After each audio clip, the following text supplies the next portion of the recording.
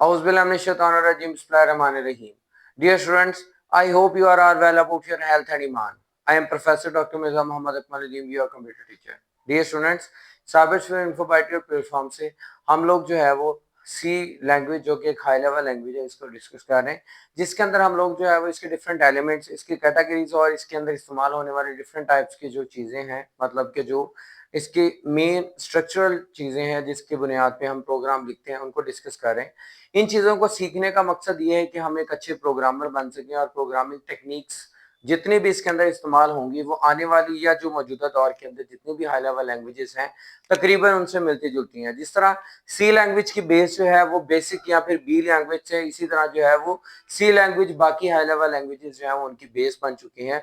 तो बेटा इन चीज़ों को जो है वो लाजमी तौर पर जिस तरह मैं आपको बता रहा हूँ, जिस तरह आपके टीचर्स आपको गाइड कर रहे हैं, इनको अच्छी तरह से सीखें ताकि कोई भी मसला, कोई भी कंफ्यूजन आपको ना रहे इन फ्यूचर जब आप ग्रेजुएशन लेवल या फिर मास्टर लेवल पे जाएं, क्योंकि यही चीजें बार बार रिपीट होती हैं जब आप लोग नेक्स्ट लेवल्स के ऊपर जाते हैं। तो एक अच्छे प्रोग्रामर बनने के लिए इन चीजों को सीखना आपके लिए बहुत ज्यादा जरूरी है। आज का हमारा जो टॉपिक है बेसिकली वो हमारा है format specifier in C programming language. C programming के अंदर जो है वो फॉर्मेट स्पेसिफायर्स होते क्या है।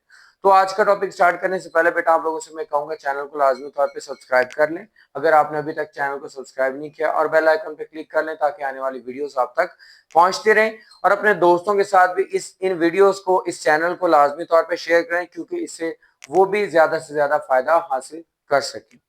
चलते हैं टॉपिक की तरफ। टॉपिक हमारा है format specifier in C programming. Format का मतलब क्या होता है? एक खास किस्म का जो है कह सकते हैं कि उसकी शेप या शक्ल, कि हम जब भी कोई भी प्रोग्रामिंग टेक्निक यूज करेंगे, प्रोग्राम के अंदर जो है वो फॉर्मुलेशन करेंगे, तो उसके अंदर किस टाइप में जो है, किस डाटा टाइप के अंदर और किस शेप में हमें, या रिटर्न टाइप में कह सकते हैं कि हमें जो रिजल्ट मिलेगा उसका जो हम लोग प्रोग्रामिंग के अंदर जो डिफरेंट टाइप की प्रोसेसिंग करते हैं, एक्चुअली हमारा फॉर्मेट स्पेसिफायर ये डिसाइड करता है। और हमने इसको किसी भी इनपुट या आउटपुट फंक्शन के अंदर इस्तेमाल करना होता है डायरेक्टली, ताकि हम इंडिकेट कर सके कि किस डाटा टाइप के लिए ये फॉर्मेट है, यानी इसका आंसर किस फॉर्मेट के अंदर आएगा। ठीक है, तो उन डिफरेंट डाटा टाइप्स के अंदर हमारी इंटीजर आ जाती है, उसके अंदर कैरेक्टर आ जाती है, और उसके बाद हमारे पास जो है वो फ्लोटिंग पॉइंट आ जाती है। इन तीनों के जो है वो आज हमने कैटेगोरिकली देखना है कि किन किन के लिए कौन सा फॉर्मेट स्पेसिफायर इस्तेमाल होता है। और बेटा इन फॉर्मेट स्पेसिफायर को अच्छी तरह से लर्न करना है क्योंकि प्रोग्राम के अंदर हमने लॉन्ग टर्म चीजें नहीं लिखनी होती, इसी तरह के जो बेसिक इसके एलिमेंट्स होते हैं उन्हीं को लिखना होता है।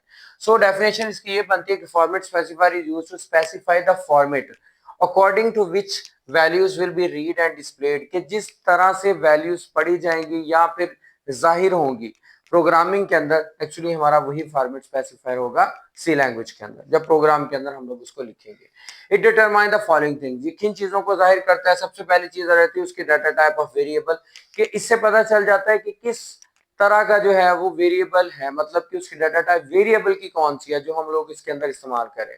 फील्ड विथ, कितने विथ लेगा? आपको पता है कि हर एक डाटा टाइप के लिए जो है वो नंबर ऑफ बाइट्स मेमोरी के अंदर जो है वो फिक्स है, कि जिस तरह इंटीजर के लिए 2 बाइट्स हैं, कैरेक्टर के लिए 1 बाइट है, तो इसी तरह long, double and so on जितने भी हमारे डाटा टाइप हमने डिस्कस किए हैं वो लेक्चर मौजूद है हमारे इसके ऊपर, चैनल के ऊपर, तो उसके अंदर बकायदा हमने, तो उससे पता चलता है कि फील्ड विथ कितनी लेगा।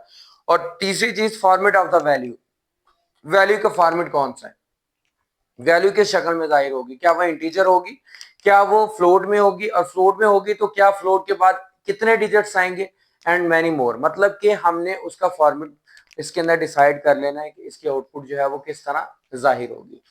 ठीक है बेटा, तो फॉर्मेट स्पेसिफायर जो है वो, इसको अगर देखा जाए तो ये स्टार्ट होते हैं हमारे पास मॉड्यूल सैंपल के साथ, यानी परसेंटेज के सैंपल के साथ जो है वो हमारा फॉर्मेट स्पेसिफायर स्टार्ट होता है। And different format specifiers are used for different data types, और मुख्तलिफ डाटा टाइप्स के लिए डिफरेंट या मुख्तलिफ जो है हमारे फॉर्मेट स्पेसिफायर्स इस्तेमाल होते हैं। सबसे पहले हम लोग इंटीजर फॉर्मेट स्पेसिफायर्स की बात कर लेते हैं। कौन सा फॉर्मेट स्पेसिफायर इस्तेमाल होगा किस डाटा टाइप के लिए या फिर किस किस्म के डाटा को जाहिर करने के लिए? सबसे पहले हमारा आ जाता है मॉड्यूल डी। मैं इसको मॉड्यूल बनूंगा मॉड्यूल डी, आप परसेंटेज डी पढ़ ले, मॉड्यूल डी पढ़ा जाता है, that is a format specifier used for signed decimal integer values. Module D किसके लिए इस्तेमाल होगा? किसी भी इनपुट आउटपुट फंक्शन के अंदर जहां पे हमने रिटर्न टाइप क्या रखनी होगी, साइंड डेसिमल इंटीजर वैल्यू।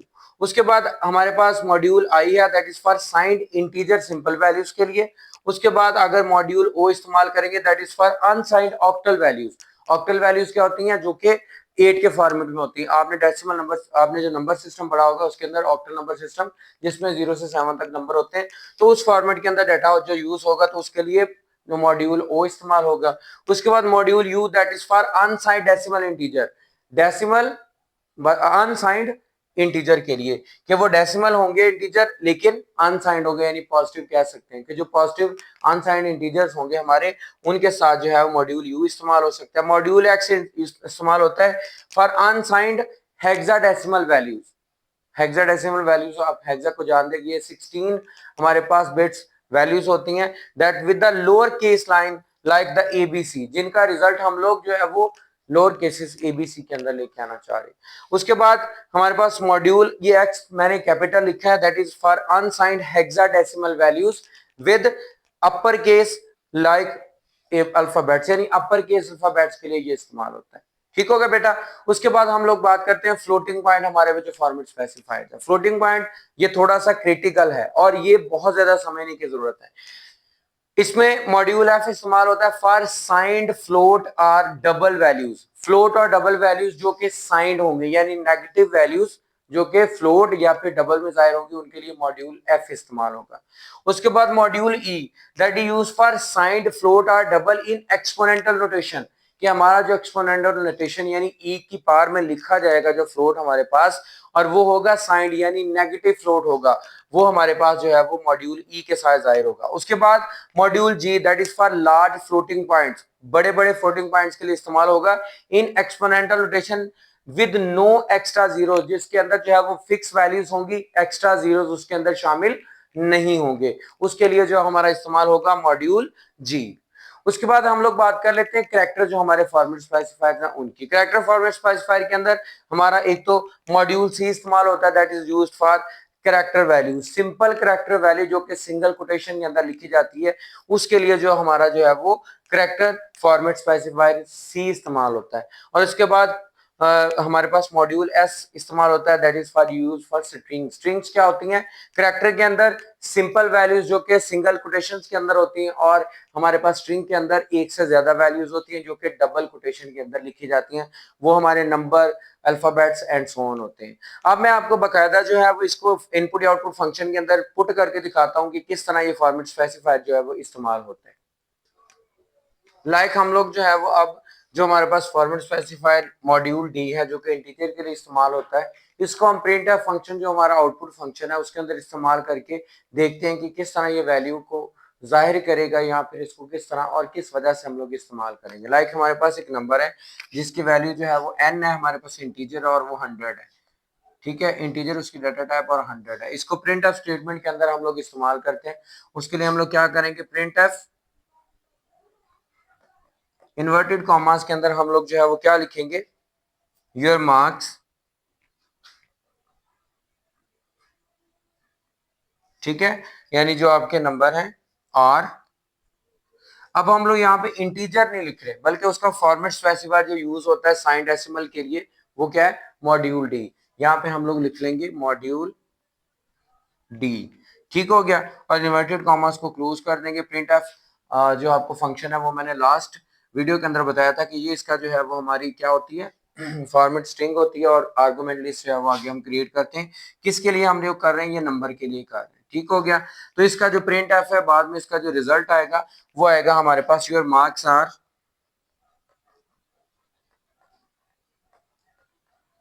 यहाँ पे आ जाएगा 100। इसका मतलब है कि हमने डिसाइड किया उस वैल्यू को देखते हुए जिसको हमने डिस्प्ले करवाना था कि कौन सा मॉड्यूल यहाँ पे हमने फॉर्मेट स्पेसिफायर इस्तेमाल करना था। इसी तरह फ्लोटिंग पॉइंट के लिए जो है वो हम लोग डिस्कस कर लेते हैं कि हमारे पास जो है वो फॉर्मेट स्पेसिफायर जो है वो हमने एफ का इस्तेमाल करना है, जो कि हमारे पास जो है वो एक वैल्यू है, ये हमारे पास दैट इज इक्वल टू हमारे पास है फ्लोट, उसकी डाटा टाइप है,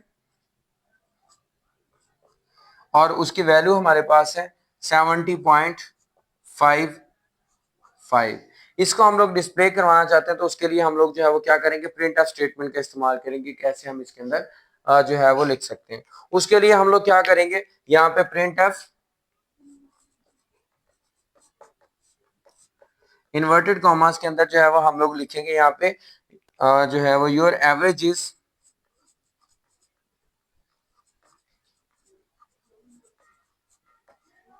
ठीक है। अब किस फॉर्मेट के अंदर है वो, फ्लोट के अंदर।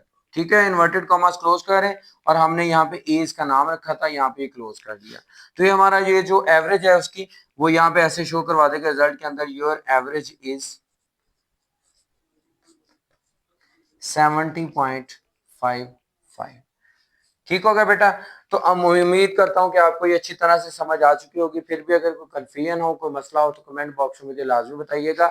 इंशाल्लाह नेक्स्ट वीडियो के अंदर जो है वो हम लोग इसकी field width according to integer और जो फ्लोटिंग पॉइंट नंबर्स हैं इन दोनों के हिसाब से हम डिस्कस करेंगे कैसे फील्ड विथ को जो है वो इसके अंदर इस्तेमाल किया जाता है। तो बेटा आपने अच्छी तरह से फॉर्मेट स्पेसिफाइड्स होते क्या और उसके बाद इंटीजर के लिए, उसके बाद फ्लोटिंग पॉइंट के लिए और कैरेक्टर के लिए कौन कौन से हमारे जो है वो फॉर्मेट स्पेसिफायर्स जो है वो इस्तेमाल होते हैं, वो शॉर्ट के लिए, वो एमसीक्यूज के लिए और लॉन्ग क्वेश्चंस, तीनों के लिए आपने अच्छी तरह से प्रिपेयर करने।